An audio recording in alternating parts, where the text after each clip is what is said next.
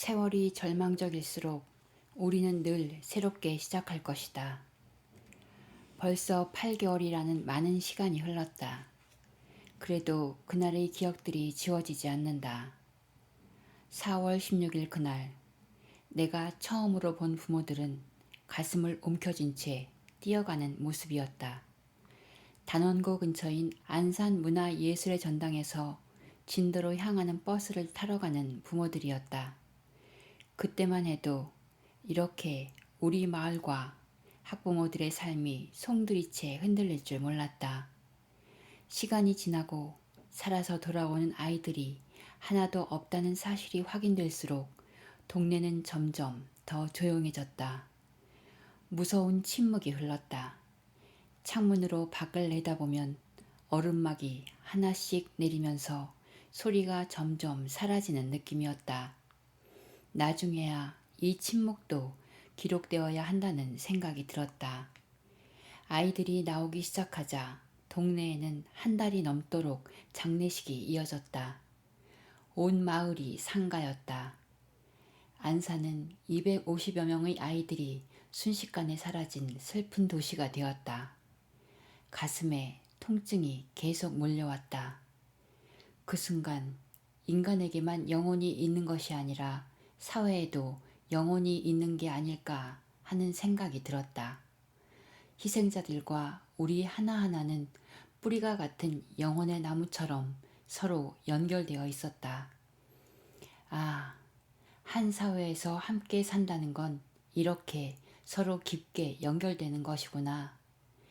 아이들의 영혼과 다른 희생자분들의 영혼을 위해 우리 작가들이 할 수 있는 유일한 일은 기록하는 것뿐이었다. 많은 이들의 틈에 끼어 우리 작가들도 한동안 부모들의 극심한 고통을 숨죽여 지켜보았다. 아무것도 할 수가 없었다.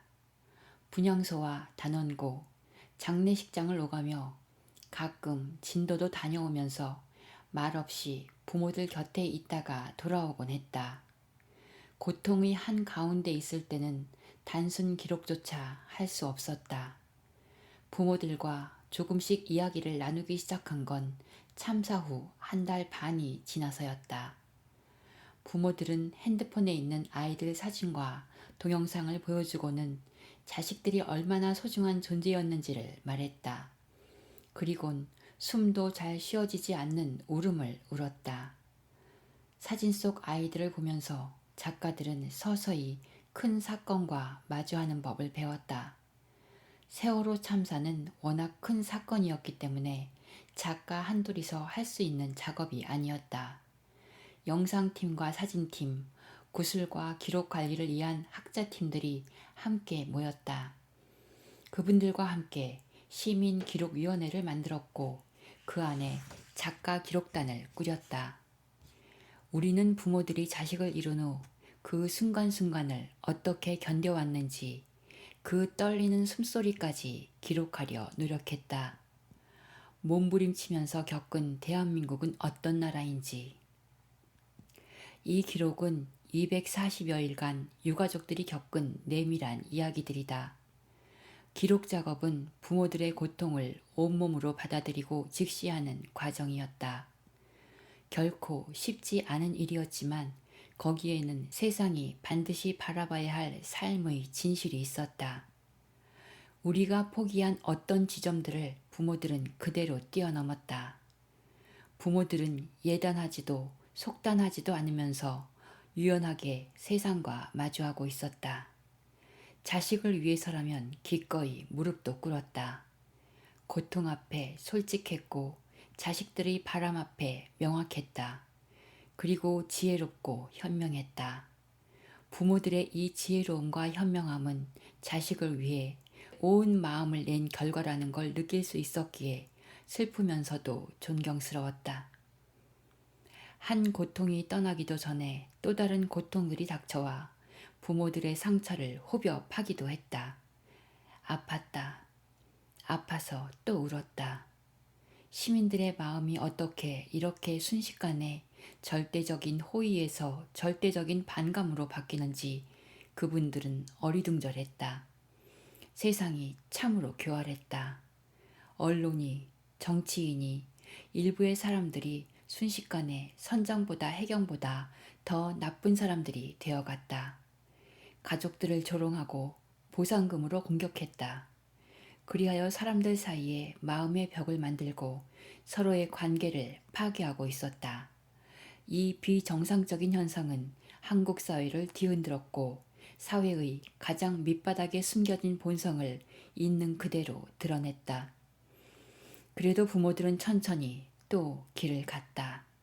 자식들이 있기 때문에 세상이 아무리 기이하고 많은 고통을 준다 해도 그들은 전에 없던 길들을 만들어가고 있었다. 자신들을 내동댕이 친 것도 사람이지만 자신들을 다시 일으키는 것도 사람인 것을 알기에 그들은 원망하지 않았다. 부모들은 많은 변화를 겪었다. 더 이상 전과 같은 생활로 돌아갈 수 없었다. 먹고 사는 문제 때문에 외면했던 사회적으로 고통받는 사람들이 실은 자신의 모습이었다는 진실을 통렬히 깨닫는 시간이었다. 부모들이 평범한 자신의 삶에 대해 성찰하기 시작한 것이다. 이 사회의 문제를 외면할 때 결국 화살이 돌아오는 것은 자기 자신이었다. 정의롭지 못한 사회에 침묵하는 건 다른 누구도 아닌 스스로에게 벌을 내리는 것이다. 자식에 대한 애틋한 사랑으로 터득한 이 성찰 이후 부모들은 우리의 가장 밑바닥인 영혼의 중심이 되었다. 우리는 안산의 곳곳, 분향소, 팽목항, 광화문, 국회, 청운동에서 가족들을 만났다. 그들의 모습은 참으로 다양했다. 304명이면 304명의 고통이 존재했다. 우리 사회가 이들을 비롯한 많은 이들에게 무엇을 빼앗아갔는지 분명히 알아야 한다. 이 13명의 인터뷰는 그동안 평범한 유가족이 얼마나 잘 견디고 싸워왔는지에 대한 삶의 기록이다. 각 개인의 내밀한 이야기지만 우리 모두의 이야기이기도 하다. 충격으로 몸과 정신에 새겨진 깊은 상처들, 자식을 잃은 슬픔을 넘은 지독한 그리움, 배신과 분노, 절망, 모욕, 다른 한편 도움을 준 사람들에 대한 감사, 그리고 깊은 깨달음. 유가족들이 대부분 겪은 감정이다. 따라서 무엇보다 이 책이 유가족 모두의 것이 되기를 바란다. 유가족의 손에 들려 많이 읽히기를 바란다. 서로를 향해 한 걸음 더 내딛고 마음의 끈을 단단히 잇는 데에 작은 힘이나마 보탤 수 있기를 바라는 마음이다. 또한 이번 인터뷰는 유가족들뿐 아니라 이 사회의 평범한 이들을 위한 작업이다. 우리 사회에서 사람들이 이토록 쉽게 또 다른 유가족이 될 수밖에 없는지에 대한 기록이기도 하다. 유가족들의 삶을 깊이 나누는 시간이 되기를 바라는 마음을 담았다. 아이들은 가고 없지만 유가족들의 몸부림이 헛된 기다림만은 아니었음을 약속하는 시간이었으면 한다. 부모들이 많이 아픈데 기록하는 우리가 아프지 않았다면 거짓말일 것이다. 인터뷰 내내 울다가 한 글자도 제대로 기록하지 못하고 돌아온 적이 많았다.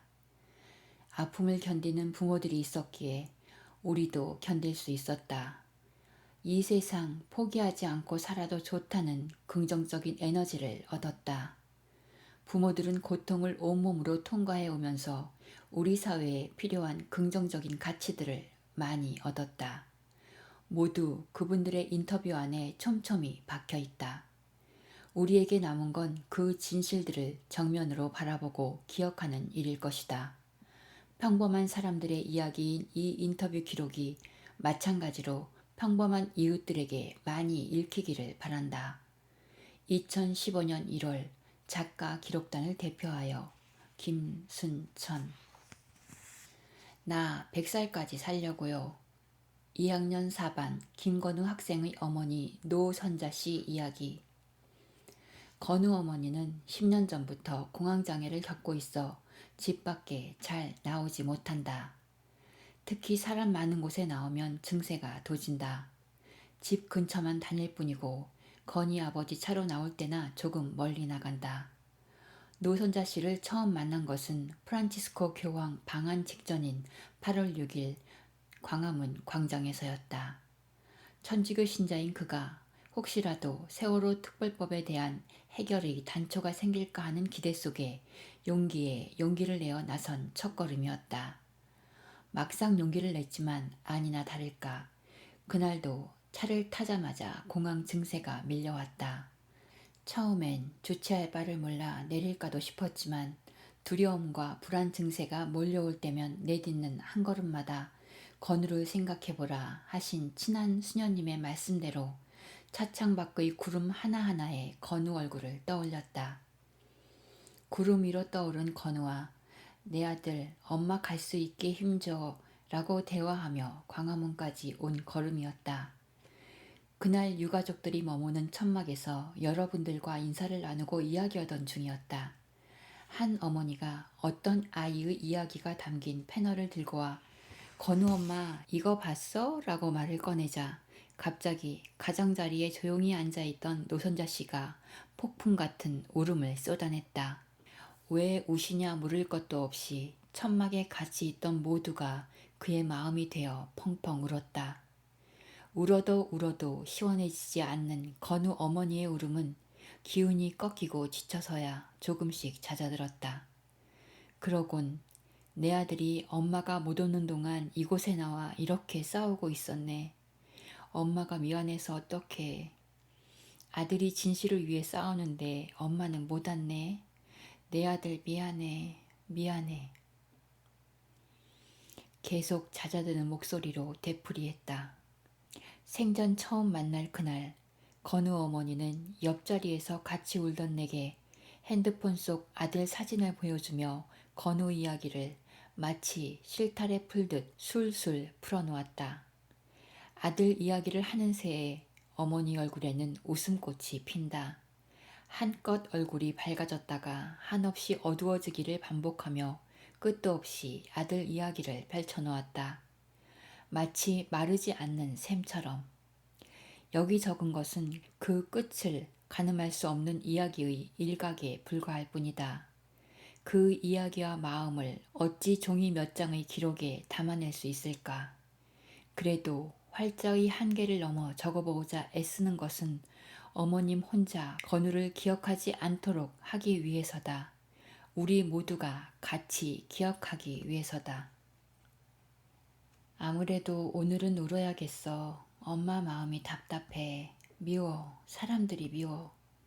우리 아들이 보고 싶을 때마다 가슴을 쓸어내리고 한숨을 쉬어보고 나 잘하고 있는 거야? 달래도 보고 눈앞에 아른거리는 우리 아들 모습에 애써 울지 않으려고 밀어내고 있는 나를 알아채는 순간 왈칵 쏟아지는 눈물이 있다.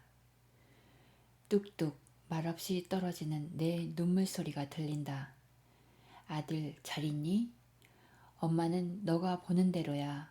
울다 웃다 똥꼬에 털 날 판이야. 엄마도 참 웃기다 싶어. 웃다가 울다가 먹다가. 너도 지금 크크대고 있지? 엄마도 엄마가 이상하다 생각하면서도 계속 반복하니 정상인가 하고 지내. 그냥 지내고 보는? 이 그림들처럼 우리 건우가 맞나? 생각이 들 때는 제발 우리 아들 몰라보게 미치지는 말아야지 하고 산다. 엄마 꽉 붙잡아줘. 언제 어디서든 시간이 아무리 많이 흘러도 우리 건우 내 아들 1초도 망설임 없이 알아볼 수 있게 알았지? 사랑한다. 온 마음 다해 사랑해. 건우 아빠는 며칠 전에도 퇴근 후 술 한잔하며 마시다 울다를 되풀이했어요. 저 사진 앞에 술상을 놓고 건우와 대화를 나누며 술을 마셨죠. 건우가 간 후에도 술 마실 때마다 건우 아빠는 닭날개 하나, 맥주 한 잔 이렇게 건우 사진 앞에 꼭 놔요. 그러면 제가 마음이 안 좋아요. 그러지 말지 하면 아니야, 건우도 줘야지 그래요. 며칠 전에도 생각나서 같이 마신다며 상을 사진 앞에 들고 가더니 역시나 울고 결국 이리로 옮겨서 마셨어요. 우리 건우는 키가 작아 나이보다 어려 보이지만 저희는 어린아이처럼 대하지 않고 뭐든지 같이 이야기하고 나누며 그렇게 살았어요. 아빠 꿈이 건우 크면 술 한잔하며 이런저런 이야기하고 그러는 거였어요. 그래서 작년 추석부터는 건우 아빠가 이제 술도 배울 나이라며 건우에게 술을 가르쳤죠. 어차피 배울 거면 아빠한테 배우라고. 그러면서 맥주 한 잔을 줬어요. 그리고 앞으론 명절, 휴가, 생일 때는 술 한 잔씩 해도 된다고 했죠. 아빠가 건우에게 술을 가르치던 날, 건우가 참 좋아했어요. 아빠가 자기를 어른 대접한다고, 자기는 우리 집 같은 집은 없는 것 같다고, 공부하라고도 안 하고 나를 인정해주고 존중해준다고, 친구들한테도 자랑을 했나 봐요. 우리 아빠는 나를 인정해준다고. 저희는 정말 온 마음을 다해 사랑했어요. 아빠도 나도 건우가 원하는 건 거의 다 들어주며 아이를 억압하지 않고 키웠죠. 누나가 사춘기를 심하게 앓아서 제가 그걸로 너무 힘들어하다 지금의 공황장애가 왔기 때문에 그 이후로 아들에게는 통제하거나 뭘 강요하지 않았어요. 그냥 아이가 즐겁게 잘 자라면 된다고 생각했어요. 큰아이 사춘기 때 너무 힘들었던 경험이 있는지라 억지로 부모가 몰아야 큰다고 생각 안 했어요. 그래서 건우는 자기 하고 싶은 걸 솔직히 말하고 생생히 살아서 스트레스 없이 늘 맑고 저 미소 보세요. 얼마나 해맑은지. 우리 식구가 다 그래. 나한테 어떻게 이런 일이, 우리 건우에게 어떻게 이런 일이 일어날 수가 있어요? 교통사고라거나 병이라면 운명이라고 하겠는데 이건 사고라지만 국가가 죽인 거죠. 그리고 어떻게 한 학교 아이들이 그렇게 많이 한날 한시에 죽는 운명이 있을 수가 있겠어요. 말이 안 되죠. 이번 사고에 김건우만 또 3명이에요. 3명의 김건우가 같은 운명이라고요? 그걸 받아들이라고요? 말도 안 되죠. 건우 아빠는 애주가예요. 요즘은 술을 안 마시면 잠이 안 온다며 매일 마셔요. 전엔 제가 일주일에 이틀은 못 마시게 했는데 이젠 하고 싶은 대로 하라고 그냥 둬요. 저는 울어서라도 풀지만 건우 아빠는 어떻게 푸나 싶어서. 그래서 친구들 만나서 마시고 오라고 해도 안 가요. 자기 마음 아픈데 좋은 척하기도 그렇고 계속 얼굴 구기고 있기도 그렇다고요. 그래서 거의 집에서만 마셔요. 저는 술을 못하는데 이야기라도 받아주며 같이 있어요. 전에도 자주 나가는 편은 아닌데 이 사건 이후로는 나 혼자 두고 나가기 불안해서도 거의 안 나가요. 그동안 친구 거의 3번 만났나? 그것도 한 친구만. 다른 친구들은 거의 안 만나요. 술 먹고 막 그럴 기분도 아니라고. 오로지 나만 옆에 있으면 된다고. 오로지 나만 지키면 된다고.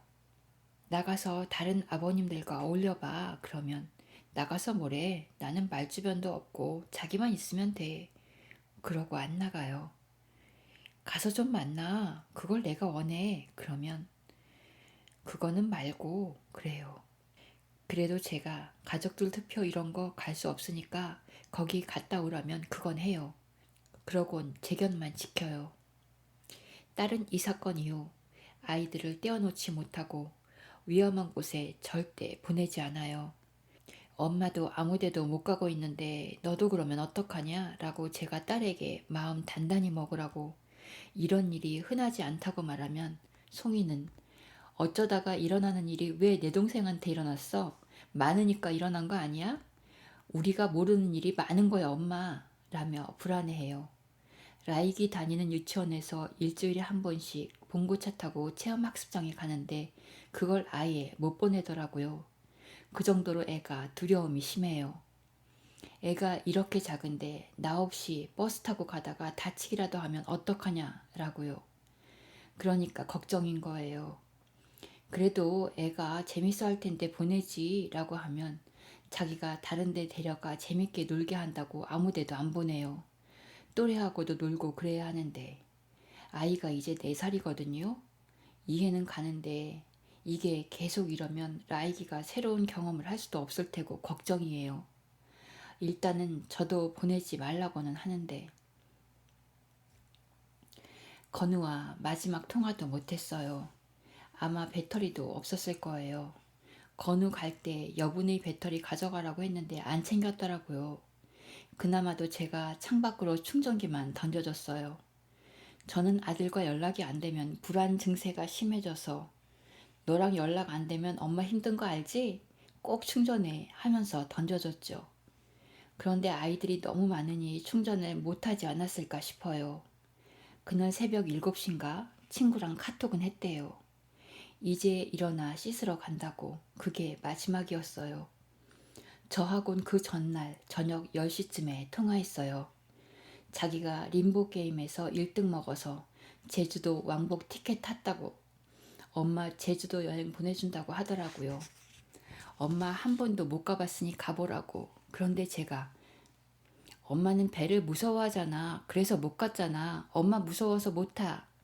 그렇게 말했어요. 아이가 좋아서 아주 들떠 전화했는데 그렇게 말한 것이 못내 걸려요. 나중에 살아온 애한테 들었는데 건우가 효도한다며 너무 좋아했다고.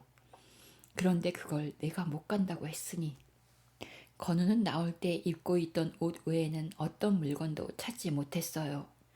핸드폰도 못 찾아서 나중에 동영상도 다른 친구들 거 복원된 거에서 볼 수 있었죠. 다들 동영상들을 찾아서 보더라고요. 그런데 저는 무섭고 그래서 한동안 못 봤어요. 우리 아들이 너무 무섭다고 하지 않았을까 싶어서 더욱 볼 수가 없었어요. 건우가 겁이 많았거든요. 무서운 영화 보고 오면 집에서 화장실도 못 갔어요. 가려면 불을 다 켜요. 너 또 왜 화장실을 못 가고 그래? 하면 엄마 나 무서운 영화 봤잖아. 그래요. 그 생각을 하면 애가 얼마나 무서웠을까 싶어서. 그런데 한 번은 예상치도 못하고 영상을 하나 보게 됐어요. 1초 정도 건우 모습이 나와서 앗 건우다 하는데 지나가더라고요. 그때 가슴이 덜컹하고 또 안정이 안 돼서 안 봐야겠다 했는데 뉴스에 계속 나오더라고요. 그래서 같은 반 수연이가 찍은 영상을 받아서 봤죠. 우리 아들이 약간 겁먹은 얼굴로 있더라고요. 그때 심하게 울었더니 아빠는 보지 말라고 하고요. 자기가 힘들면 내가 힘들어. 제발 보지 마. 당신마저 없으면 나는 어떻게 살아. 그래서 한동안 안 보다가 또 동영상이 올라왔는데 거기엔 건우 목소리까지 나오는 거예요. 다른 엄마들은 다 찾아서 보려고 하는데 나는 안 보려 하니까 이건 아닌 것 같아서 인터넷을 뒤져서 찾아봤어요. 그 마지막 동영상에서 구명조끼 입는 장면이 나오더라고요. 그런데 우리 아들이 거기서 친구들에게 구명조끼를 챙겨주고 있더라고요. 하나 날라다 주고 손 털고 또 하나 날라다 주고 손 털고 앞에 있는 여학생이 구명조끼가 자가 안 맞으니까 다른 것 가져다 비닐 뜯어서 주고 그래요. 그 모습을 보니까 우리 아들이 이렇게 하고 있었구나. 친구들을 도와주고 있었구나 싶었어요. 또 배가 기울어 떨어지려는 아이가 있었는데 얘가 그 친구를 끌어올리려 했는지 끙끙거리는 소리만 들려요. 그런데 우리 애가 체격이 작아서 못하니까 옆에 친구랑 같이 둘이서 끌어올리는 모습도 있고, 아, 우리 아들이 이런 모습으로 있었구나. 겁에만 질리지 않고 이렇게 행동을 했구나 하는 생각이 들고, 영상을 보기 전에는 겁먹은 건우 모습만 떠올렸는데 의연히 있는 모습을 보니 그나마 낫더라고요. 아, 우리 아들 잘했어. 먼저 나온 아이가 하나 있었어요. 그 엄마가 전화가 왔어요. 동영상 봤냐고. 다른 동영상에서 그 엄마 아들을 걱정하며 준혁이 구명조끼 어떻게 하는 목소리가 건우 목소리 같다고 연락이 왔어요. 나는 봤는데도 건우 모습 보느라 목소리를 놓쳤는데 준혁이 엄마는 자기 아들 이름이 나오니까 귀에 꽂혔나 봐요. 그러면서 준혁이 걱정을 해줬다고 들어보라고. 준혁이는 먼저 앞으로 나가 있었는데 구명조끼가 부족해서 입지 못했나 봐요. 그걸 건우가 걱정하는 장면이었어요. 아이들이 이렇게 무섭고 힘든 상황에서도 서로 챙겼구나 싶었어요. 우리 아들도 자기만 생각하지 않고 이미 밖으로 나가서 안 보이는 아이까지 챙기고 있었구나 싶어서 우리 아들 너무 장애라고 이야기해 줬어요. 피하고 안 보려던 영상이 오히려 내게 겁에 질려있는 아들 모습을 잊게 해 주었어요. 우리 아들이 겁에만 질려있지 않았다는 거. 물속에 잠기는 순간에는 어떤 모습이었을지 모르겠지만 그래도 마지막 순간에 아이들이 저렇게 했구나. 그것만 생각하려 해요. 아빠는 그래도 못 보더라고요. 제가 보고 말해줬어요. 다른 애들은 문자도 전화도 했는데 어떻게 우리 아들은 전화도 문자도 안 했을까 되게 의문을 많이 가졌었어요. 그 순간 우리 아들은 그렇게 하고 있었던 거예요. 그래, 엄마한테 사랑한다는 말 안 해도 네가 그렇게 행동하고 있어서 엄마는 참 좋아. 엄마도 서운함을 잊을게. 잘 지내. 자랑스러워 내 아들. 하고 건우한테 말해줬어요. 어려울 때 남 도우라는 엄마 말대로 행동했구나 내 아들. 지금도 사무치게 마음 아픈 게 생존자 아이들이 전하는 말이 아이들이 서로 밀치지도 않고 구해줄 줄 알고 줄 서서 있었다고 그래요. 그 말 들으니까 애들은 다 자신들이 구해질 줄 알았는데 게다가 그 애들이 얼마나 성숙한 모습으로 기다리고 있었는데 어떻게 나오라는 정보도 안 주고 아이들이 어려서 말 잘 들어서 그랬다는 거 들으면 억울하고 분하고. 그날 9시 5분쯤 TV를 켰다가 사고 소식을 알았어요. 침몰 소식을 듣고 학교로 가는데 성당 자매들이 소식을 듣고 전화해 준 거예요. 그때까지는 무사히 돌아오게 기도해달라고 하고 갔어요. 그런데 그때 오보가 뜬 거예요. 전원 구조됐다고. 나는 그때 바로 그랬어요. 아니라고. 저거 기자가 잘못 듣고 쓴 거라고. 저는 자꾸 아니라고 했어요. 그런데 사람들이 모두 전원 구조라고 그러는 거예요. 그 상황에서 아닌 걸 뻔히 알겠는데 사람들은 다들 아이들 태우러 간다고 가버리는 거예요. 그 상황을 아직도 이해할 수가 없어요. 건우 아빠도 애 태우러 가야 한다고 하고 나는 계속 아니라고 하고 건우 아빠가 왜 당신은 아니라고 하냐고 하대요? 그래서 제가 그랬죠. 우리나라 통신 발달이 얼마나 잘 되었는데 이렇게 전화를 걸어도 연락이 안 되느냐고요. 그랬더니 성으로 다 분산시켜서 연락이 안 될 거라고 그러는데 저는 그렇다면 배에 탄 아저씨는 왜 통신이 안 되냐고 믿을 수 없다고 했죠. 설령 나한테 연락이 안 왔어도 다른 누군가는 받았어야 했는데 그렇지 않았어요. 그래서 나만 아니라고 계속 말하고 누구도 구조되었다고 생각할 수 없었어요. 건우 아빠가 나중에도 나에게 물어요. 그때 왜 안 믿었냐고. 나는 믿을 수 있는 상황이 아니었다고. 나는 분명히 기자가 교장이 말하는 것을 받아서 쓰는 것을 봤기 때문에 믿을 수 없었어요. 교장도 현장에 없었는데 뭘 알았겠어요. 그런데 기자는 그걸 그대로 쓰고. 그날 그렇게 안 믿은 사람은 저밖에 없었어요. 어떤 기자가 물어보더라고요. 구조됐다는데 어쩌고 하면서요. 그래서 제가 그랬죠. 그런 기사 좀 내보내지 말라고. 그런 기사 내보내면 구조 안 할 거 아니냐고. 그 애들 구해야 하는데 이미 다 끝난 걸로 처리하면 안 구한다고. 119도 가다가 멈출 거라고 그렇게 얘기하는데도 내 말은 무시하고 딴 사람하고만 얘기를 하더라고요. 내 말은 다 안 통하고 안 믿어주는구나. 사람들이 다 싫었어요. 그때 아직 구조 안 됐다고 누구 하나만 말했어도 좀 더 구하지 않았을까요? 저는 정말 그 전까지 기자들이 현장에서 발로 뛰고 그걸 보도하는 걸로 알았어요. 그런데 그때 처음 알았어요. 다 거짓말이에요. 인터뷰도 자기 마음에 드는 사람 말만 담는 것 같아요. 뉴스가 진실인 줄 알았는데 그게 아니더라고요. 팽목항에서의 3일은 거의 죽어 있었어요. 정신을 거의 못 차리고 건우 아빠한테만 건우 데려다 줘 그러고 3일 동안은 속았다는 생각이 억울하고 저런 세상이었구나. 우리나라가 이렇게 무능한 나라였구나. 이걸 알게 되는 시간이었죠. 나는 사고 나면 다 구해주는 건 줄 알았죠. 처음엔 오보를 사람들이 어떻게 그렇게 믿나 했는데 생각해보면 나도 우리나라가 이렇게 무능한지 몰랐을 때라면 믿었겠더라고요. 날도 환하지, 바다가 멀리 태평양 한가운데도 아니고 배도 천천히 침몰하지. 구조된 분들이 아이들은 구명조끼를 입었다고 그러지. 그러니 나오면 몇몇은 떠내려가 못 구한다 해도 설마 그 많은 아이들을 못 구할 거라고는 생각 못 했겠지 싶어요. 그런데 이번에 여실히 알았죠. 이 나라가 얼마나 무능한지, 아니 무책임한지.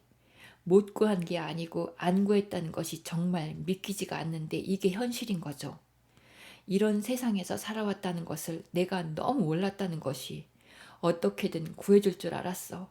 수백 명이 구하고 있다고 하니까 우리 아들 구하는 순서만 기다렸어.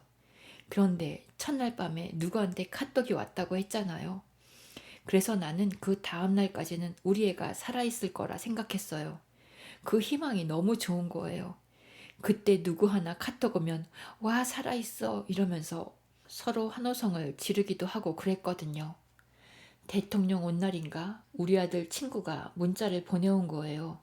그 친구가 건우한테 전화를 했었대요. 그런데 전화 받는 딸깍 하는 소리가 났다면서 어머니 건우 살아있을 거예요 힘내세요 하는 거예요.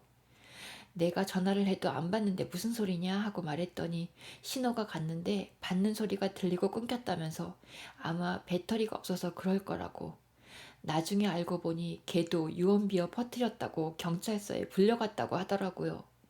그런 거 잡는 데는 총알같이 빠른 경찰이 아이들 구조하는 데는 그렇게 아무것도 안 할 수가 있어요? 172번째인가 174번째인가 건우가 나왔어요. 이것도 기억이 없네. 얼마나 정신이 없던지. 4월 24일에 나왔어요. 확인은 25일에 됐어요. 우리 아들은 나를 너무 생각했던 것 같아요. 그날 나온 것도 그날 밤 11시가 다 넘어서 나왔거든요. 그런데 애가 나왔다는데 보철을 했다는 거예요. 키랑 몸무게랑 건우와 거의 같은데 건우는 보철을 안 했거든요. 그래서 아빠랑 나랑 긴가민가 해서 아닌가 보다 그러면서 내내 앉아있다가 새벽 3시 넘어서 겨우 한두 시간 잤어요. 그날 시간이 늦고 정보도 틀려서 저희가 확인을 안 했지. 만일 확인했다면 저는 잠을 못 잤을 거예요. 그랬다면 다음 날도 버틸 수 없었을 거고. 제가 아들과 함께 올 기운 따위는 나지 않았을 거예요. 그날 제가 비록 짧게나마 잘 수 있도록 건우가 엄마를 보살핀 거죠. 다음날 아침 아무래도 이상하다 해서 다시 확인을 했어요. 팽목항에서는 보철이 되어 있다고 했는데 체육관에서는 안 되었다는 거예요. 번호는 똑같은데 이상하다고. 그전에도 비슷한 아이가 나와서 가서 확인했는데 그때 보러 가는 동안 너무나 가슴이 뛰어 죽을 것 같았거든요. 그런데 다시 또 그걸 하려니 너무 가슴이 콩닥거리고 너무 싫고 무서운 거예요. 청심환 먹고 어렵게 가서 확인했는데 아니면 마음만 더 다칠 테니까. 우리 애 같긴 한데 애 아빠가 우리 그냥 좀 더 확실해지면 그때 확인하자 그랬어요. 그날 너무 힘들어서 오후 3시쯤인가 링거를 맞으며 깜빡 잠이 들었어요. 우리 아들이 또 꿈에 나타나선 자기 목욕 싹 다 하고 옷 다 새로 입었다고 하는데 교복이에요. 교복을 입었는데 양말이 없대요. 양말이 없다는데 말은 안 해요. 그냥 양말이 없다는 신호만 주는 거예요. 제가 링거를 맞는데 너무 더워서 건우 아빠한테 양말을 벗겨달라고 했어요.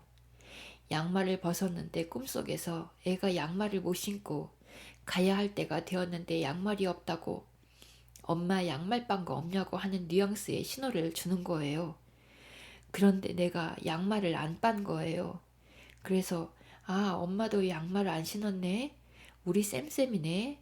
이렇게 농담을 하는데 그 순간 아들이 딱 사라져버린 거예요. 잠이 확 깨는데 그때 아빠가 옆에 있더라고요. 그래서 제가 건우 꿈 꿨어.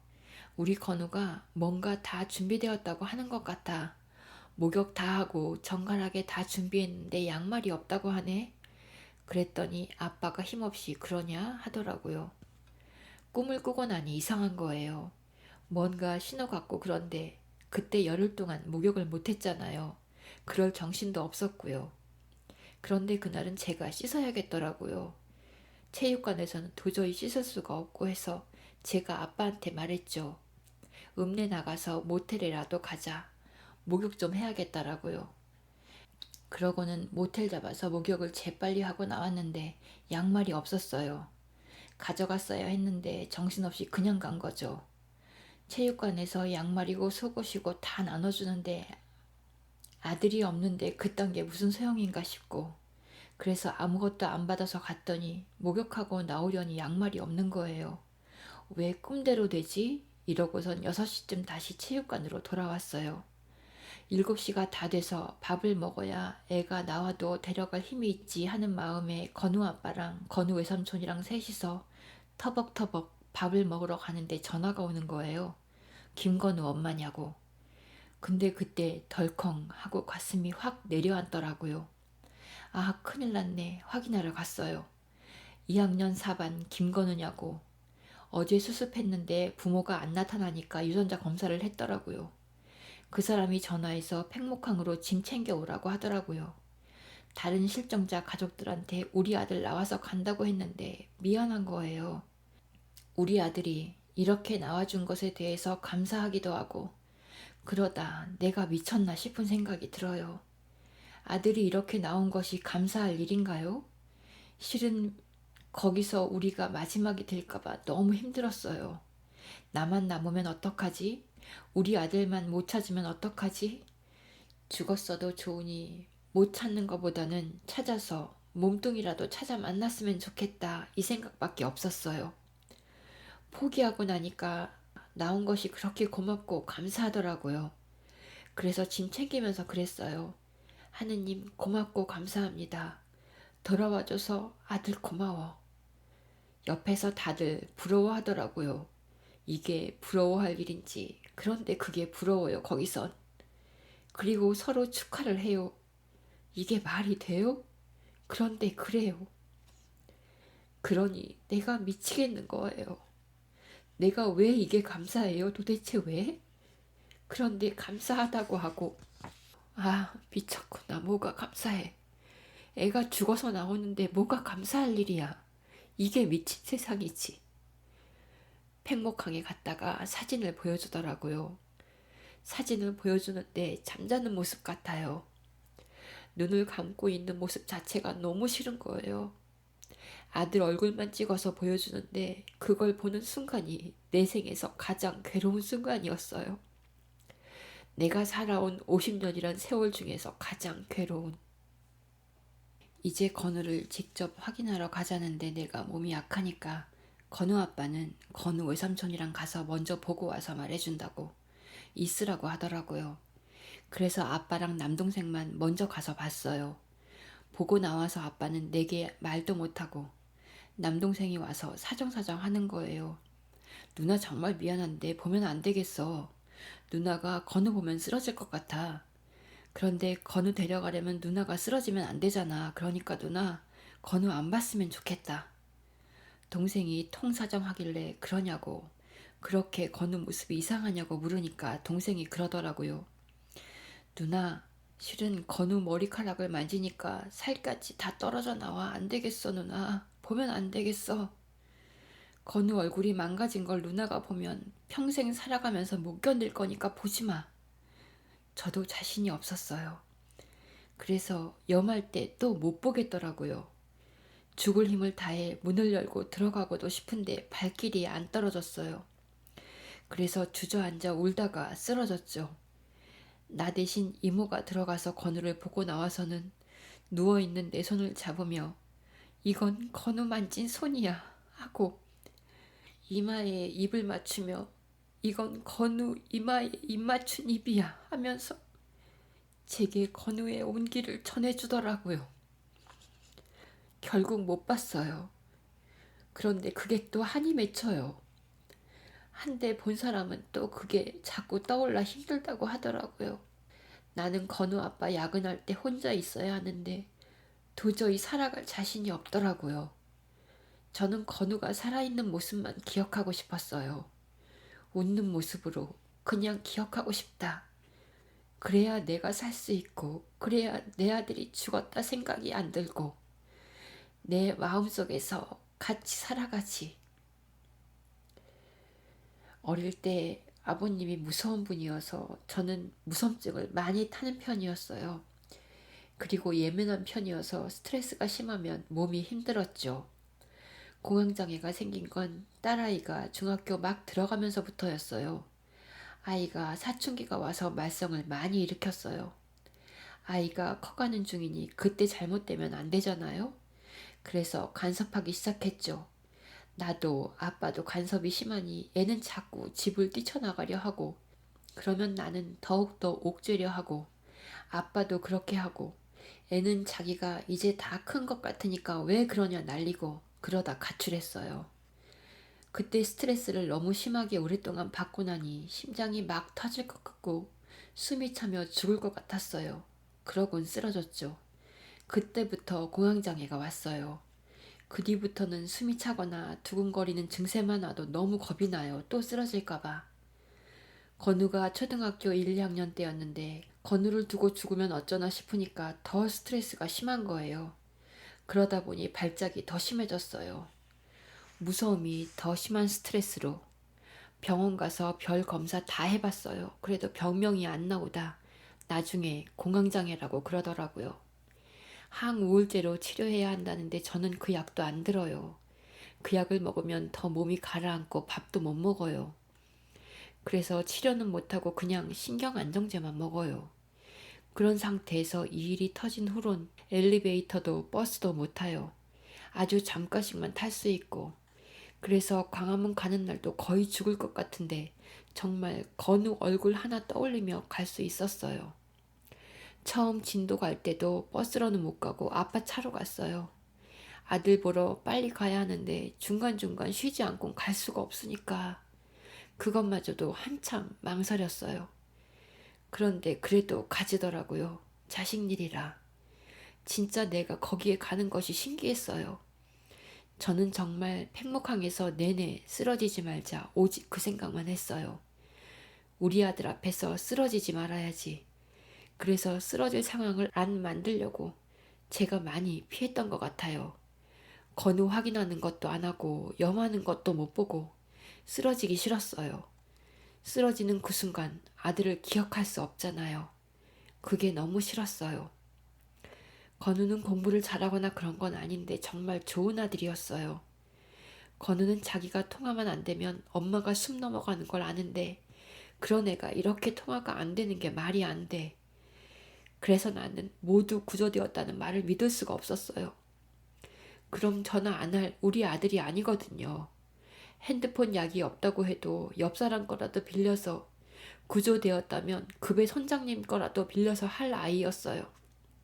나도 건우를 알고 건우도 엄마를 알아요. 어쩔 수 없는 상황이 아니라면 건우가 어떻게든 연락했을 거예요. 10시만 넘어가면 엄마에게 전화하는 아이예요. 그런데 이런 뉴스가 나와서 엄마가 걱정할 걸 아는데 아이가 안 할 리가 없어요. 건우는 엄마가 불안증 때문에 힘들어하는 걸 알아요. 건우가 어렸을 때 친구 집 가서 연락이 안 된 적이 있어요. 그날 숨이 넘어가는 줄 알았어요. 그래서 말했죠. 엄마는 세상이 다 무너져도 살 수 있는데 너 없으면 살 수 없어. 엄마 숨 넘어갈 거야. 엄마가 불안증이 있어서 그래. 그러니 아들, 네가 도움을 줘야 해. 그 전엔 건우도 불만을 토로했어요. 다른 애들 엄마는 전화를 안 하는데 엄마는 왜 그렇게 하느냐고. 그래서 제 불안증을 말해줬죠. 처음엔 잘 이해를 못하더라고요. 그래서 사실대로 말해줬어요. 엄마는 사실 공황장애가 있어. 내가 아끼는 사람이 없어지면 숨이 넘어가는 증세가 와 했더니 그 다음부터는 건우가 더 먼저 엄마를 걱정해서 챙겨줬어요. 10시만 넘으면 전화가 와요. 제가 전화할까봐 먼저 전화해서 엄마 나 가고 있어. 지금 편의점 앞이야. 조금 있다가 또 엄마 나 이제 놀이터 앞이야. 엄마 나 집 앞이야. 이렇게 실시간으로 제게 전화를 해요. 제가 걱정할까봐 그런데요. 어떤 땐 또 전화해서 뭐라 이야기를 많이 해요. 그러면 내가 너 어디야? 그러면 응 지금 집에 가고 있어 그래요. 그럼 집에 와서 하지 뭐하러 전화해 하면 엄마 걱정하잖아. 그러면 벌써 현관에서 버튼 소리가 띠띠띠 나는 거예요. 그랬던 애였기 때문에 아이 연락이 안 올 때 불길한 예감이 들었던 거예요. 건우랑 저랑은 뭔가 예감도 통하고 정서도 통하고 방에서 자면 아들 방이 바로 보여요. 제가 누워서 보면 아들 누운 것이 바로 보여요. 그러면 제가 아들 어서 자 하면 응 자고 있어 능청스럽게 대답해요. 너 핸드폰 켜놓은 거 다 보여. 그리고 문도 안 닫고 잤어요. 그렇게 따로 잔 것도 딱 한 달이에요. 그 전까지는 늘 저 작은 방에서 셋이 함께 잤어요. 딸이 시집가기 전에는 딸이 안방을 쓰고 저희가 이 작은 방을 썼어요. 누나 시집가고는 건우가 이어서 안방을 썼는데 그 방에선 안 자고 늘 이 작은 방에 와서 저희랑 같이 잤어요. 처음 이 집 샀을 때 돈이 부족해 리모델링도 못했어요. 그러다 작년에 집을 새로 고쳐 이제 좀 여유있게 살아보려 했는데 그러고 난 후 작은 방을 달라고 해서 지금 저 방이 건우 방이 된 거죠. 자기 방이 생기면 침대를 사달라고 했는데 막상 작은 방을 내주니 거기서도 안 자고 맨날 안방에 와서 잤어요. 저희도 쫓을 생각을 안 하고 좋아했고요. 아빠도 아이가 거실에서 잠들면 중학생 때까지 애를 안아다 누이는데 저 방이 아니라 저희 방에 누이는 거예요. 그러면 제가 웃으며 그랬죠. 아니 자기는 왜 자는 아이를 이 방으로 데려와? 저 방에 재워야지. 그러면 아빠는 어차피 깨면 또 이 방으로 올 거 아니야. 자다 깨서 오면 애가 피곤해. 안 돼. 그랬어요. 항상 붙어서 어쩌다 자기 방에서 자도 잠 깨어오면 아이가 안 그래도 작은데 잠 못 자면 더 안 자랄까봐 아예 같이 잤던 거죠. 고1 때까지만 그렇게 잔다고 하더니 집 고치고 나서는 또 침대만 사주면 제 방에서 자겠다더니 침대를 사주어도 두어 달 더 자기 방에 안 가더라고요. 고2 올라가면서 3월엔 웬일인지 자기 방에 가서 자더라고요. 그렇게 떨어져 잔 게 고작 한 달이에요. 아들이 저를 생각해서 그런 것 같아요. 만일 계속 붙어졌으면 그 허전함이 더했을 텐데 한 달간 따로 자는 연습을 시키고 간 거예요. 우리 아들은 늘 해에 이렇게 웃어요. 무슨 말만 해도 웃고 너무 잘 웃어서 별명이 해보였어요. 친구들은 하도 건우가 빼빼하니까 모기라고 불렀어요. 아이가 작아서 친구들이 놀리고 괴롭힐 줄 알았는데 친구가 많았어요. 저 사진 보세요. 친구들이 저렇게 많더라고요. 그중 건우가 제일 작아요. 그래도 친구들이 건우를 참 많이 좋아했어요. 건우도 그렇고요. 친구들을 자주 집으로 데려와요. 엄마가 혼자서 잘 못 있으니 저희 집으로 더 데려와요. 건우는 재미난 일을 만드는 걸 좋아했어요. 공부는 못해도 아이가 재미나게 보내는 게 좋았어요. 작년 여름엔 시골 사는 친구 할머니 댁에 가서 일도 하고 놀다 왔는데 그것도 건우가 만들었던 일이에요. 그리고 올해도 여름에 또 다른 곳에 놀러 간다고 했는데 그래도 재미나게 추억 많이 쌓은 게 지금 생각하면 너무 다행이다 싶어요. 건우는 요리사를 한다고 했어요. 제가 너는 요리에 소질도 없는데 왜 하려고 해? 힘들어 하지 마. 그러면 엄마 아플 때 죽이라도 끓이면 좋잖아. 아빠는 못하는데 나라도 하면 안 좋아? 언젠간 제가 아플 때 건우 아빠가 죽을 사갖고 왔어요. 죽집 죽도 아니고 구멍가게에서 파는 공산품 죽. 진짜 맛이 없어요. 또 죽이 싫어 미역국을 먹는다 하면 즉석 미역국 이런 걸 사다 줘요. 그러니까 건우가 그걸 보고는 나는 커서 마누라가 아프면 죽도 해주고 미역국도 해주고 엄마가 아파도 해줄 거야 하면서 요리사가 꿈이라고 했어요. 얘는 사실 꿈이 좋은 아빠, 좋은 남편 되는 거였어요. 그래서 요리사는 덩달아 꾼 꿈이죠. 아빠처럼 아내 사랑, 자식 사랑하고 살고 싶다고. 제가 너는 아빠만큼만 살면 성공한 거야 라고 하면 그런데 나는 아빠보다 조금 더 잘 살 거야. 돈도 좀 더 벌고 차도 좋은 거 사고 그래서 엄마 아빠랑 같이 휴가도 같이 가고 그럴 거야. 그랬어요. 우리가 늘 이렇게 가족끼리 놀러 다니니까 건우는 그게 좋았나 봐요. 야외에 가서 고기도 구워 먹고 제가 멀리도 못 가고 혼자도 잘 못 가니까 가족들이랑 자주 이렇게 놀았거든요. 건우는 도란도란 가족들이 모여 놀고 먹고 비비며 사는 것을 너무 좋아했어요. 우리 건우는 어른들 얘기도 다 기울여 듣고 흘려버리지 않았어요. 신기했어요. 건우 아빠도 저도 건우가 우리 이야기를 흘려듣지 않는 게 너무 신기하다 여겼어요. 너무 많은 이야기를 다 나눴어요. 우리는 못하는 이야기가 없었어요. 저는 건우한테 너도 좀 여자친구도 사귀고 그래봐 그러기도 하고, 건우는 또 엄마 난 크면 담배 피울 거야. 그래서 피워봤어? 그러면 응 그런데 별로야. 그래도 크면 피울 거야. 그러고 아들과 이런 이야기까지 한다고 하면 모두 참 신기하다고 해요. 우리 가족은 건우만 잃은 게 아니에요. 건우가 꾸릴 미래의 가족 모두를 잃은 거잖아요. 우리 딸이 늘 그래요. 엄마, 나는 건우를 다른 여자한테 못 줄 것 같아. 그러면 제가 네 아들도 아닌데 왜 네가 난리야? 하고 건우를 두고 우리는 결혼시킬 이야기 별별, 정말 별 그런 것까지 꿈꾸며 살았는데, 그런 거 저런 거 다 생각하다 보면 이런 많은 게 하고 싶었는데 그 배 안에서 어떻게 있었을까 싶어서 막 가슴이 차올라와요.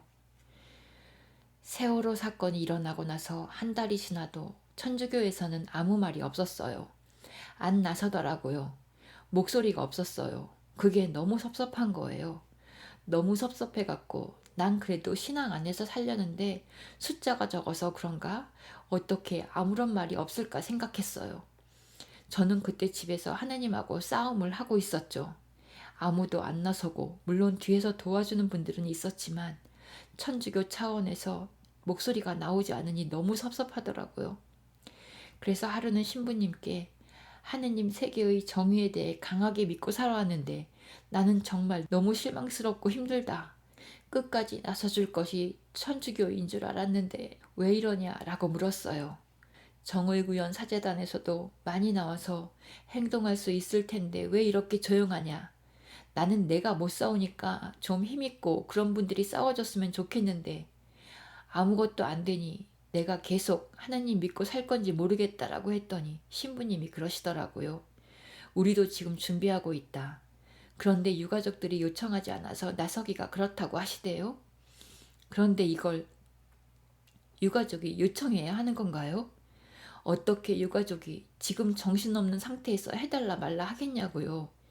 물론 유가족들이 단식을 시작하면서 대책위에서 함께 해달라고 요청을 하긴 했다는데 이제 조금 천주교에서도 나와서 하니까 조금 위로가 되더라고요. 교황님이 대전에서 세월호 유가족을 만나기로 한 날 저도 그곳에 갔어요. 사람 많은데 가면 힘든데도 죽을 힘을 내서 갔는데 원래 30명이 만나는 걸로 이야기되었다가 그날 갑작스럽게 10명으로 한정되면서 못 뵙게 될 판이었어요. 미사하는 것밖엔 여기 온 보람이 없구나 하고 체념했어요. 트랙 가장자리에 우리를 앉혀놨더라고요.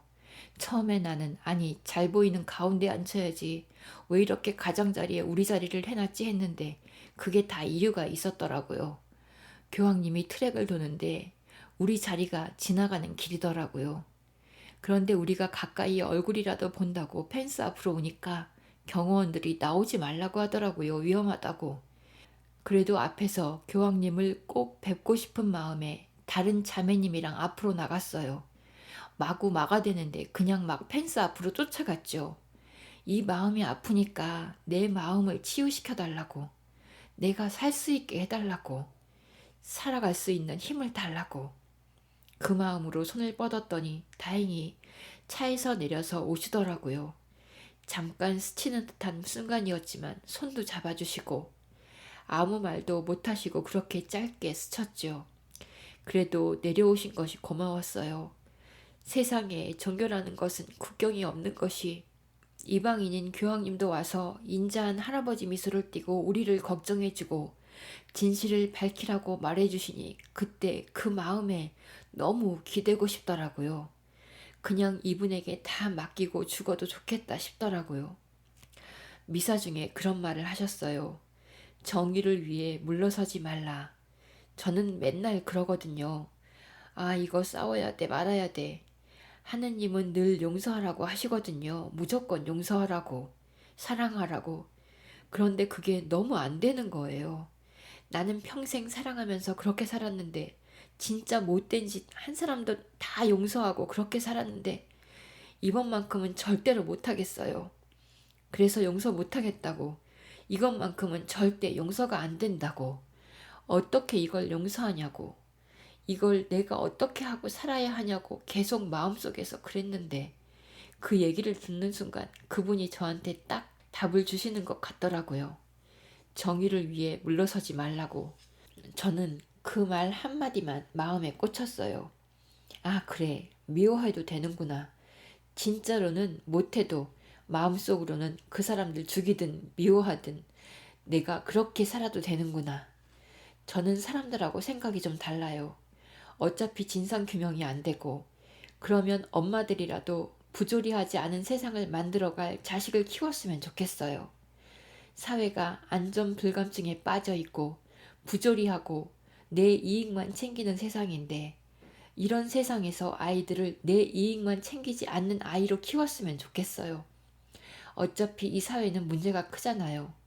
너무 나만 생각하는 사람들이 가득해서 이게 쉽진 않을 거라 생각해요. 죽어도 끝까지 하다가 그게 안 되더라도 엄마들이 그 정신을 포기하지 말고 내 자식들을 잘 키우는 것으로 이어갔으면 해요. 이렇게 이기적인 세상에 그렇지 않은 아이로 자식을 키우는 것이 이 투쟁의 연속이라고 봐요. 라이기가 살 세상은 이런 세상이 아니었으면 좋겠어요. 길게, 천천히, 그러나 결코 포기하지 않고 그렇게 살아가야 하지 않을까. 나는 밖에 잘 나갈 수가 없어서 진상규명 싸움에 동참은 못하고 있지만 혼자 생각하다 보면 그래, 앞으로 이 사회의 정신세계가 바뀌게 우리 엄마들이 먼저 바뀌고 아이들을 그렇게 키우는 것이 이어져야 해 라는 생각이 들어요. 엄마들이 먼저 깨어 있어야죠. 내 자식 내가 그렇게 키워야지. 내 자식만 잘 살면 돼 라는 마음으로 아이들을 키워서는 진상규명이 되고 안 되고를 떠나 이 사회는 바뀌지 않는다고 봐요. 지금부터 그렇게 키우면 오래 걸리겠지만 어쩌면 내가 죽기 전에 그런 모습을 못 보게 돼도 그렇게 바뀌었으면 좋겠어요. 여기 혼자 있을 때면 저는 우리 아들이 어디 다른 곳에 살고 있다 이렇게 생각해요. 그래야 살지. 안 그러고 아빠 야근 들어가고 혼자 있으면 한숨도 못 자요. 너무 공허해서. 그동안 3개월은 건우 아빠가 야근을 안 들어갔는데 계속 혼자만 안 들어가기도 그렇고 회사가 일이 바빠요. 그 와중에도 특근, 야근이 있는데 애 아빠가 아주 힘들어하는 거예요. 제가 그래도 힘내서 나가라고 했어요. 먹고도 살아야 하지만 아빠도 뭔가를 해야 사니까. 그 대신 특근, 야근은 하지 말라고 해요. 특근은 하지 않고 주말엔 같이 건우에게 가요. 아빠가 있어야 제가 어디라도 갈 수 있으니까요.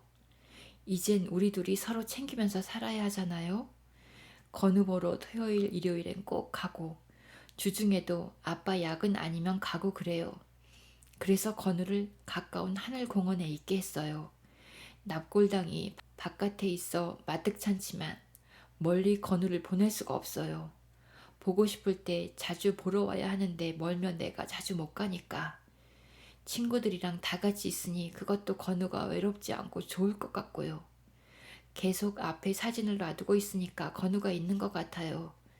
나갔다 들어와도 건우 사진 보면 건우가 있는 것 같고 어쩌다 깜깜할 때 들어오면 우리 건우 무서움 많이 타는데 불도 안 켜놓고 나갔네 하는 마음에 막 미안해요.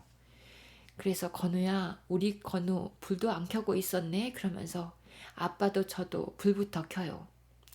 가장 오래 남는 게 냄새라는데 잘 없어지지도 않는다는데 냄새가 안 나요. 이불에서도 냄새가 안 나요. 너무너무 힘들면 길바닥에 건우 이름을 새기며 걸어보라던 수녀님 말씀을 생각해 어떤 때는 건우가 신던 신을 신고 걸어봐요. 도장 찍는다 생각하고 매일 분향소에 걸어서 가요. 갈 때마다 눈물이 나서 그래도 걸어보자 하며 나가봐요. 그런데 나가면 역시 우리 아들이 걸었던 길이다 생각하면 눈물이 막 나오죠. 바람이 불어도 우리 아들이 맞던 바람 같고 여기 와동에서 태어나 유치원부터 고등학교까지 다녔으니 모든 곳에 건우의 흔적이 남아 있어요. 주변에서 이사 갔다고 하는 소식 들으면 어떻게 이사 가지 싶어요. 어떻게 가지? 아이와 시간을 보낸 곳을 두고 어떤 분들은 그게 힘들어 떠난다고 하시는데 저는 우리 건우 생각하는 게 제일 좋아요. 그래서 아빠랑 딸이랑 건우 얘기하는 것이 좋고 건우 얘기를 안 하면 건우가 없는 것 같아서 싫어요. 저는 이렇게 앞으로 계속 건우 이야기를 하면서 건우를 느끼며 함께 있는 듯이 살아가려고요. 저는 앞으로도 오래 살려고요. 오래오래 살아서 우리 아들 기억해줘야죠.